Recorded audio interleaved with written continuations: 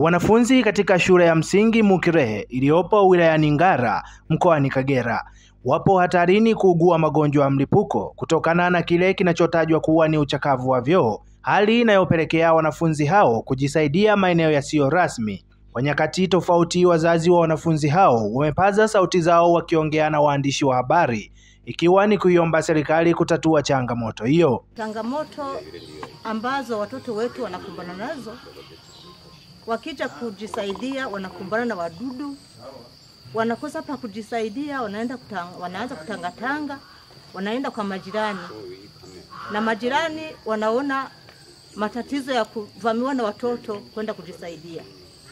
Kwa hiyo tunaomba msaada ambao serikali inaweza ikatusaidia ili vyoo wapate kutujengea vyoo, kwa sababu sisi tunaumia, tunalia kwa sababu vyoo vinaweza kulipikia watoto wakaangukia kwenye mashimo ya vyoo. Watoto wetu wanapokuja kusoma, tunawaza hivi watajisaidia wapi? Vyoo vikilipuka watoto wetu watarudi? Kwa sisi tunalia kwa sababu watoto wetu wakija kusoma hatui na amani. Tunaendelea kuwaza, tunaendelea kufikiria kwamba watoto wetu watalipukiwa na vyoo, kwa sababu vyoo vilishalipuka.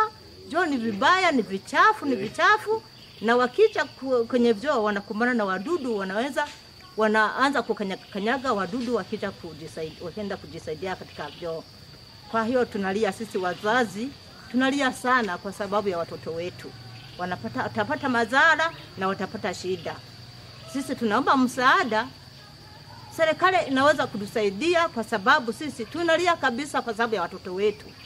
Tunaomboleza watoto wetu wanapokuja shuleni, tunaendelea kufikiria sana, tunalia, tunajua kwamba huenda watarudi au wasirudi salama. Na wajumbe mwalimu mkuu aliowachagua kufundisha madarasa, kila darasa tuna wazazi wawili wa kufundisha kila darasa.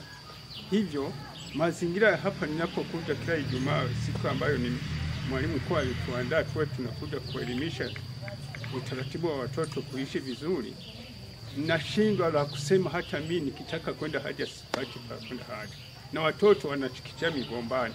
Hii ni hasara inayojiingiza.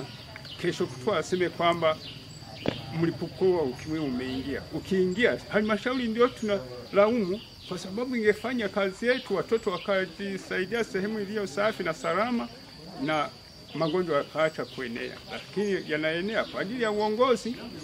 Tuwezi kulaumu wananchi. Wananchi wanajitahidi kukusanya michango, lakini watoto wanashindwa pa kujisaidia, wanaenda kujiazima kwa majirani, na majirani walishaona kwamba hii shule sijui haina msaada wowote unaopatikana kuhusu halmashauri. Kwa mpaka dakika hii hapa hatujawahi kupata chochote kinachohusiana na choo hapo. Kwa watoto hapa ndio vimejaa, vimeshalipuka, maji yanaingia yanajaa, vimeshalipuka tayari. Kwa hiyo maji yote yanayotoka hapa yanajisomba yanaingia mkofunza, ndio wanatoka humu ndani kwenye vyoo yanakuja. Kwa watoto hawezi wakaingia humu ndani kwenda kujisaidia humu.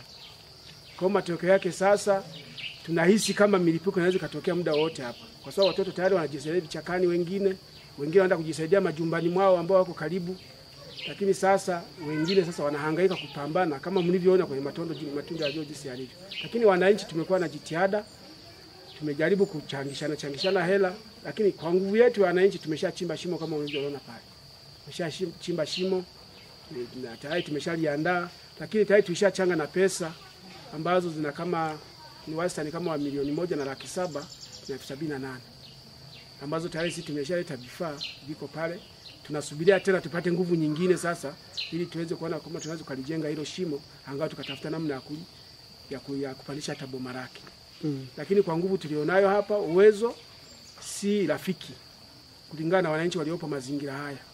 Tulichokuwa tunakitaka sisi na kukiomba ni kwamba tulikuwa tunaomba angalau serikali sasa